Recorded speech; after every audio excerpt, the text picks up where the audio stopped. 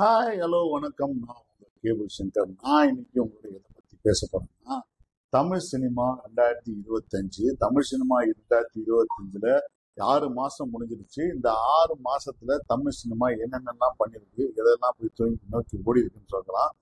இந்த வருஷம் ஆரம்பத்துல இருந்தே பாத்தீங்கன்னா பெரிய படங்களுக்கு சேட்டலைட் டிஜிட்டல் வியாபாரங்கள் நல்லா நடந்துச்சு. ஆனா அதுக்கப்புறம் பாத்தீங்கன்னா நிறைய படங்களுக்கு சேட்டலைட் டிஜிட்டல் வியாபாரம் நடக்கல. அந்த வியாபாரம் இல்லாம தான் அந்த பல படங்கள் ரிலீஸ் ஆகிட்டு இருக்கு. ஸோ இப்போ அந்த விஷயத்த நம்ம பின்னாடி பார்ப்போம். இந்த வருஷம் 2025 ஜனவரி மாசத்துல இருந்து ஜூன் மாசம் வரைக்கும் மொத்தம் கிட்டத்தட்ட 128 புதிய தமிழ் படங்கள், நேரடி தமிழ் படங்கள் வந்திருக்கு. அந்த நேரடி தமிழ் படங்கள்ல எத்தனை படங்கள் வெற்றி பெற்றதுன்னு யோசிப்போம். இதுல பாத்தீங்கன்னா ஜனவரி மாசத்துல நம்ம ஸ்டார்ட் பண்ணும்போது பாத்தீங்கன்னா நிறைய படங்கள் வந்துச்சு. பொங்கலுக்கு போது நிறைய படங்கள் வந்துச்சு. அதுல மதகஜராஜா மிகப்பெரிய வெற்றி பெற்றுச்சு. ஏன்னா கிட்டத்தட்ட ஒரு 12 கோடி ரூபாய் அந்த காலத்து செலவுல 13 வருஷத்துக்கு முன்னாடி இருந்த படம், 12 கோடி ரூபாய் விற்பட்ட படம் இன்றைக்கு திரையரங்குல ரிலீஸ் ஆகி கிட்டத்தட்ட 60 கோடி ரூபாய் கிராஸ் செய்யப்பட்ட கலெக்ஷன் பண்ண படம். இந்த படம் சேட்டலைட் டிஜிட்டல் இதெல்லாம் ஒன்றும் ரிலீஸே ஆகல. அதுக்கு காரணம் இது 12 வருடங்களுக்கு முன்னாடி ஒரு வியாபாரம் நடந்து முடிஞ்சிருச்சு. அந்த வியாபாரத்துக்கு முன்னாடி இப்ப டிஜிட்டல் சேட்டலைட் எல்லாம் தனித்தனியா கிடையாது. அதுல சின்ன சின்ன பிரச்சனைகள் இருக்கிறதுனால அந்த படத்தை பிரச்சனைகள் முடிஞ்சதுக்கு அப்புறம் சேட்டலைட்லயோ டிஜிட்டல்லையோ வரும். அது வரைக்கும் இந்த படம் ஆனா ஒரு 10-12 கோடி ரூபாய் செலவு செய்யப்பட்ட படம். செலவு 13 வருஷம் கழிச்சு ரிலீஸ் ஆன படம் சுமார் 60 கோடி ரூபாய் கிராஸ் பண்ணிருக்குன்னா பெரிய கிட்டத்தட்ட டபுள் மடங்கு மேல அந்த படம் செலவு பண்ண காசுக்கு சம்பாதிச்சிருக்குன்றது தான் ரொம்ப முக்கியமான விஷயம். அதற்கப்புறம் இந்த வருஷத்துல வந்த ஹிட் படம் அப்படின்னு பாத்தீங்கன்னா குடும்பஸ்தன். இந்த குடும்பஸ்தன் படம் பாத்தீங்கன்னா இங்க ஒரு 5 கோடிக்குள்ள எடுக்கப்பட்ட படம். மணிகண்டனுடைய மார்க்கெட் மிகப்பெரிய அளவுக்கு ஆகிறதுக்கு முன்னாடி கமிட் ஆன படம் இது ஒரு 4-5 கோடிக்குள்ள எடுக்கப்பட்ட படம்ன்றதுனால இந்த படத்துக்கு பெரிய பப்ளிசிட்டி இருந்துச்சு. அந்த பப்ளிசிட்டியோட இன்னொரு விஷயம் என்னன்னா, மணிகண்டன் பண்ண ப்ரொமோஷன், எக்ஸ்ட்ரானரியான ஒரு ப்ரொமோஷன் இந்த படத்துக்கு அவர் கொடுத்திருந்தாரு. அந்த ப்ரொமோஷன்லாம் தாண்டி இந்த படம் மக்கள்கிட்ட ரீச் ஆகும்போது நக்லைட்ஸ் சேனலுக்கு சம்மந்தப்பட்டவர்கள்லாம் கூட இந்த படத்துல இருந்ததுனால அவங்களும் ஒரு ஒன் ஆஃப் த ப்ரொடக்ஷன் இருந்ததுனால இந்த படத்துடைய வெற்றி வைட் ஆடியன்ஸுக்கு போச்சு, யூடியூப் ஆடியன்ஸுக்குலாம் போச்சு. இந்த படம் மிகப்பெரிய வெற்றி படமானதுன்றது யாருமே எதிர்பார்க்கல. நான் இந்த படம் பார்த்தபோது நான் நடிகர்களுக்கும் தயார் பண்ண ஒரு 5-6 கோடி ரூபாய் இந்த படம் வசூல் செய்யும் அப்படின்னு நான் சொல்லிட்டு இருந்தேன்.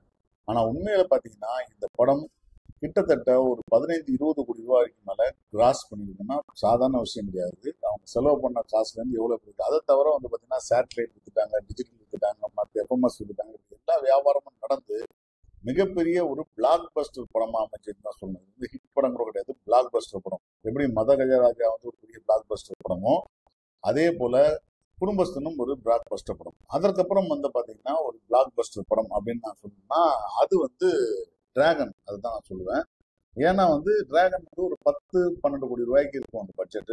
அந்த 12 கோடி ரூபாய் பட்ஜெட்ல இந்த படம் எடுக்கப்பட்டு கிட்டத்தட்ட திரையரங்குல மட்டுமே 100 கோடிக்கு மேல கிராஸ் செய்யப்பட்டு மற்ற வியாபாரங்கள் எல்லா வியாபாரமும் நடந்து முடிஞ்சு போச்சு. மிகப்பெரிய அளவுக்கு இந்த படம் கமர்ஷியல் கொஞ்சம் நெஞ்சிட்டு பெரிய. இதன் கூடவே வெளியே வந்த தனுஷ் இயக்கத்தில் வந்த நீக் படம் பெரிய அளவுக்கு எதிர்பார்ப்பு இருந்தாலும் பாடல்கள்னா பெரிய அளவுக்கு இருந்தாலும் அந்த அளவுக்கு அந்த படம் வசூல் ரீதியாகவும் சரி, எல்லா வியாபார விஷயமும் சரி அந்த படம் சரியா போகலன்றது ஒரு வருத்தமான விஷயம்தான். ஸோ இதற்கப்புறம் பாத்தீங்கன்னா இந்த இந்த வருஷத்துல இன்னொரு நல்ல படம் அப்படின்னு சொன்னீங்கன்னா சூப்பர் ஹிட் படம் அப்படின்னு சொன்னீங்கன்னா டூரிஸ்ட் ஃபேமிலி. இந்த டூரிஸ்ட் ஃபேமிலி வரும்போது கூடவே நம்மளுடைய சூர்யா சாருடைய ரெட்ரோ படம் வந்துச்சு. அந்த படம் இந்த படம் ஆரம்பிக்கும் போது டூரிஸ்ட் ஃபேமிலி இந்த படம் ரிலீஸ் கொஞ்ச நாள் முன்னாடி அவங்க ஒரு டீசர் விட்டாங்க. அந்த டீசர் ரிலீஸ் ஆனதுக்கு அப்புறம் அந்த படத்துக்கு மிகப்பெரிய வரவேற்பு கிடைச்சு அதற்கப்புறம் படம் மிச்ச படமா ஷூட் செய்யப்பட்டு அதுக்கப்புறம் படம் ரிலீஸ் ஆச்சு. படம் ரிலீஸ் ஆகிறதுக்கு முன்னாடியே சேட்டலைட் டிஜிட்டல் போன்ற எல்லா வியாபாரமும் நடந்து முடிச்சதுக்கு அப்புறம் ரிலீஸ் ஆனதுனால ஒரு லாபத்திலேயே தான் படத்தை வெளியே வந்தாங்க. டிஸ்ட்ரிபியூஷன் அவங்களே நேரடியாக பண்ணதுனாலையும் டிஸ்ட்ரிபியூட்டர் மூலமா அவங்களே பண்ணதுனால இந்த படம் கிட்டத்தட்ட 60 கோடி ரூபாய் தமிழ்நாட்டில் கிராஸ் செய்யப்பட்டிருக்கு. இந்த 60 கோடி ரூபாய் கிராஸ்ல அவங்க ஷேர் விட்டுருங்க. அதான் அதுக்கப்புறம் பெரிய அளவுக்கு பிளாக் பஸ்டர் இந்த படம் ஒரு 6-7-8 கோடிக்கு மேல இந்த படம் கிடையாது, செலவு கிடையாது. அதே போல பாத்தீங்கன்னா அதுக்கு அடுத்தது இந்த எதிர்பாராத வெற்றி படம் அப்படின்னா இது வெற்றி படம் நிறைய பேர் சேர்த்துப்பாங்களா சேர்த்துக்க மாட்டாங்களான்னு தெரியல. ஆனா அந்த படம் அந்த தயாரிப்பாளருக்கும் இண்டஸ்ட்ரியில இருக்கும் எல்லாருக்குமே ஹிட் படம் தான். அந்த படம் பேர் மர்மர். இந்த மர்மர் படம் வந்து ஹிட் எப்படிடா ஹிட் அப்படின்னு கேட்டீங்கன்னா, அந்த படம் ஆரம்பிச்ச போது இன்ஸ்டாகிராம் ஒரு கோடிக்குள்ள செலவு பண்ணி செய்யப்பட்ட படம் தான். அந்த 1 கோடிக்குள்ள செலவு செய்யப்பட்ட படங்கள்ல ஒரு ஹாரர் த்ரில்லர் படம் அது. அந்த படம் ரிலீஸ் ஆகும்போது இன்ஸ்டாகிராம் இன்ஃபுளுசர்ஸ்க்கு எல்லாமே பணம் கொடுத்து பெரிய அளவுக்கு இன்ஸ்டாகிராம் ப்ரொமோஷன் பண்ணாங்க. இன்ஸ்டாகிராம் ப்ரொமோஷனா கிட்டத்தட்ட ஒரு 20 லட்ச ரூபாய்க்கு செலவு பண்ணதா சொல்றாங்க. அந்த படத்தை வந்து இன்ஸ்டாகிராம்ல இருக்க இன்ஃபுளுசர்ஸ் எல்லாம் படம் பார்த்துட்டு அந்த படம் பார்த்த இதுல வந்து ஆஹ், அவங்க பயங்கரமா பயந்துட்டோம் அப்படி இப்படின்னா வீடியோ போட்டு அந்த வீடியோ வைரல் ஆகி ஒருத்தர் வீடியோ வைரல் ஆகி அதை பார்த்துட்டு வந்து தியேட்டர்ல வந்து மக்கள் வந்து சனி ஞாயிறுல கூட்டம் வேற மிகப்பெரிய கலெக்ஷன். அந்த படம் செலவு பண்ண காசுல இருந்து பெரிய அளவுக்கு காசு சம்பாதிச்சு கிட்டத்தட்ட ஒரு கோடிக்குள்ள எடுக்கப்பட்ட அந்த படம் கிட்டத்தட்ட 4.5 கோடி ரூபாய் வந்து கிராஸ் செய்யுதுன்னா சும்மா இல்ல, பெரிய காசு அந்த காசு. ஸோ அதுக்கப்புறம் சேட்டலைட் போல டிஜிட்டல் மட்டும் ரெவன்யூ ஷேர்ல போட்டிருக்காங்க. நான் என்ன சொல்ல வரேன்னா, இந்த படம் வந்து ஒரு படம் பிடிக்குது பிடிக்கலாம் தாண்டி மிகப்பெரிய வெற்றி. அந்த படத்தோட இன்வெஸ்ட்மெண்ட் ரிட்டர்ன் ஆஃப் இன்வெஸ்ட்மெண்ட் பார்த்தீங்கன்னா மிகப்பெரிய வெற்றி. கமர்ஷியலா தியேட்டர்லையும் சரி, மற்றபடி ஓடிடியில் போய் அந்த வருமானம் சரி, இது லாபகரமான படம். இதற்கப்புறம் பார்த்தீங்கன்னா இன்னொரு பெரிய படம் பார்த்தீங்கன்னா மாமன். இந்த மாமன் வந்து ரிலீஸ் ஆன போது நிறைய பேருக்கு நிறைய விதமான ஒரு ஒப்பீனியன் இருந்துச்சு. இந்த படத்தின் மேல வந்து சூப்பரா இருக்கும், இல்லை சுமாரா இருக்கும், கிளைமேக்ஸ் சரியில்லை, லென்த் பல விமர்சனங்கள் வந்தாலும் படத்திற்கு தொடர்ந்து செய்யப்பட்ட விளம்பரமும் அதற்கப்புறம் வந்து சூரியோடைய டைரக்ட் இன்வால்வ்மெண்ட்டும் இந்த படத்தை வந்து ரூரல் இடத்துலலாம் வந்து நல்லா போக ஆரம்பிச்சு கிட்டத்தட்ட 36 கோடி ரூபாய்க்கு இந்த படம் வந்து வியாபாரம் ஆயிடுச்சு, கலெக்ஷன் ஆச்சு தியேட்டர்ல. அதை தவிர பார்த்தீங்கன்னா சேட்டலைட் டிக்கெட்ல மட்டுமே வித்துட்டாங்க. தமிழ்நாடு தேட்டருக்கும் வந்து முன்னாடி ஒருத்தர்கிட்ட அட்வான்ஸ் வித்துட்டாங்க. அவருக்கும் லாபம். அந்த படம் வாங்கினவங்களுக்கு லாபம், தியேட்டர்காரங்களுக்கு லாபம், எல்லா பக்கத்துலையும் இந்த படம் லாபகரமான படமா அமைஞ்சது மிகப்பெரிய விஷயம். இந்த மாமன் வந்து இந்த வருஷத்துடைய இன்னொரு சூப்பர் ஹிட் படம். ஸோ இதற்கப்புறம் இருக்கிற என்னென்ன படங்கள் இருக்கு அப்படின்னு பாத்தீங்கன்னா, டூரிஸ்ட் ஃபேமிலி இதெல்லாம் சொல்லிட்டோம். இப்போ இதற்கப்புறம் வந்து ஒரு தியேட்டர்ல இருந்து பெரிய கலெக்ஷனு, அதே போல வந்து ஓடிடிலையும் நல்ல வியாபாரம் நடந்துச்சு, சேட்டலைட்லையும் வியாபாரம் நடந்துச்சு. இப்படி பல விஷயங்கள் எல்லாமே நடந்து பிளாக் பஸ்டர் ஆகிறது விஷயம். இன்னொரு பக்கம் பாத்தீங்கன்னா, படம் ஒரு செலவு பண்ண காசை வந்து தியேட்டர்ல பெருசா காசு வராட்டாலும் மற்ற வியாபாரங்கள் மூலமாக கலெக்ட் பண்ணி கவர் பண்ணி படம் வெற்றி படமா அமைஞ்ச படம், அதாவது தயாரிப்பாளருக்கு வெற்றி படமா அமைஞ்ச படம்னு பாத்தீங்கன்னா அப்படி ஒரு சில படங்களை நம்ம எடுக்கலாம். அப்படி பாத்தீங்கன்னா இந்த வருஷத்துல அந்த மாதிரி ஒரு கலெக்ஷனான முதல் படம் பாத்தீங்கன்னா வந்து பெருசு. இந்த பெருசு வந்து தமிழ் அண்ட் சிங்களத்துல எடுத்திருந்தாங்க. சிங்களத்துல வேற நடிகர்கள் இருந்தா ரெண்டும் ஒரே டைம்ல ரிலீஸ் ஆச்சு. ஆனா இந்த படம் தமிழ் படம் ரிலீஸ் ஆகிறதுக்கு முன்னாடி நெட்ஃபிளிக்ஸ் போன்ற வியாபாரங்கள்லாம் நடந்து முடிஞ்சதுக்கு அப்புறம் இந்த படம் வந்து தமிழ்நாடு தியேட்டர்கள்ல ரிலீஸ் ஆன போது அவங்களோட செலவு பண்ண பட்ஜெட்டுக்கு இந்த படம் வந்து தியேட்டர்லயே ஒரு டீசென்டான ஒரு 2 கோடி ரூபாய் கலெக்ஷன் ஆச்சு, கிராஸ் ஆச்சு. அந்த கிராஸையும் சேர்த்து வச்சு இவங்க கலெக்ட் பண்ணும்போது இவங்க போட்ட காசுக்கு பழுது இல்லாம தப்பிச்சிட்டாங்க.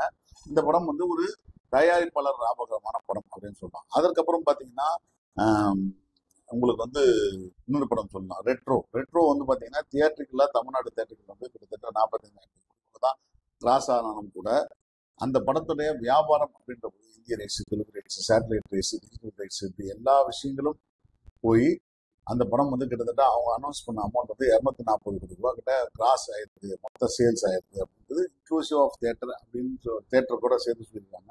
ஸோ அந்த வகையில பார்த்தா அந்த படத்துக்கான இன்வெஸ்ட்மெண்ட் வந்து தியேட்டரிக்கலா பிளாக் பஸ்டர் ஆகல, சூப்பர் ஹிட் ஆகலன்னாலும் கூட போட்ட பணத்தை அந்த நடிகர்களுக்கான அந்த இன்வெஸ்ட்மெண்ட்டை வந்து ரிட்டர்ன் எடுத்ததுனால அந்த படமும் இந்த வருஷத்துல ஒரு கவர் பண்ண தயாரிப்பாளரை கவர் பண்ண படமா ஆயிடுச்சு. அதுக்கப்புறம் பாத்தீங்கன்னா 11 அப்படின்னு ஒரு படம். இந்த படம் வந்து பாத்தீங்கன்னா பெரிய அளவுக்கு வந்து தியேட்டருக்கல்ல வந்து தெலுங்கு தமிழ் 2 லாங்குவேஜ் வந்துச்சு. அந்த 2 லாங்குவேஜ் வந்த படத்துல வந்து தெலுங்குல வந்து பெருசா ஒன்றும் போவே இல்லை. இத்தனைக்கு நவீன் சந்திரா தெலுங்கு ஆர்டிஸ்ட் தான், அவர் நடிச்சே போல. ஆனா தமிழ்ல கிட்டத்தட்ட இந்த படம் வந்து ஒரு 2 கோடி ரூபாய்க்கு மேல கிராஸ் பண்ண படம் அந்த படம்.